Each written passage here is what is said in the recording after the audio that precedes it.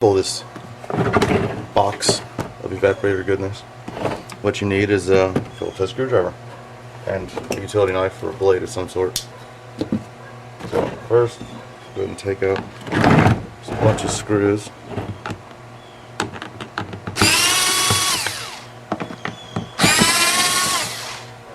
And they all go from the bottom side of the evaporator box upwards. And it should be easy to find. One's hidden behind. Oopsie, and it gets caught up inside there too if you use a power screwdriver. Son of a bitch.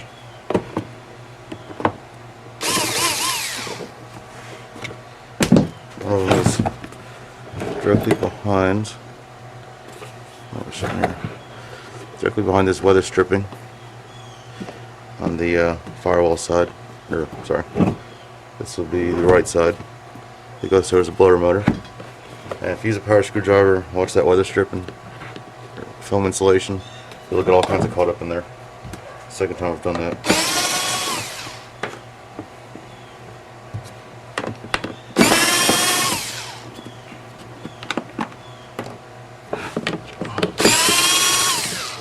There's two around the lines, one next to it on this side. All in all, you're looking at 6 screws, I believe. All Phillips head, of course.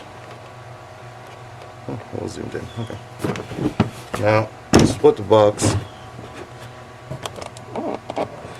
You've got this weather stripping. It was put on afterwards. After it was put together to hold it all together. So, you just want to slice through that weather stripping. Insulation, whatever you want to call it.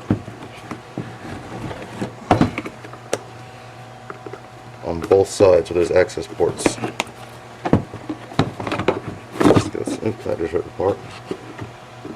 And this one right there. Now you want to disconnect this connector here. It's held onto one side and it goes into another. So I'll slide it backwards. Slide it backwards and pull it free. Get this right side up. As you get the screws out, there's a bunch of little clips. See right here, little clips right here. Hold this box together. Oh, this one's missing. Okay. Should have 2, I believe. This one's already missing one. So that's upper section. And to completely remove the upper section, separate from the evaporator, this is your temp probe on the evaporator. A little clip on the side, just open up, and you can leave the temp probe with the upper casing, put it to the side.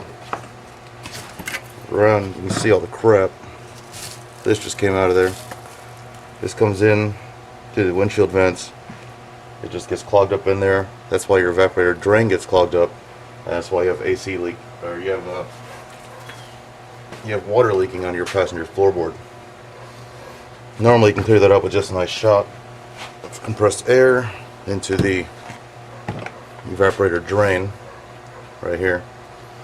But usually it just moves the clog around, and obviously it's still in there, so it will clog up again in the future. So here's your evaporator assembly, complete with your expansion valve. And I'm not really going to get into tearing this whole thing down, because honestly I'm an AC guy. When I see that, I'm not an AC guy. When I see this, I don't know what the hell I'm looking at.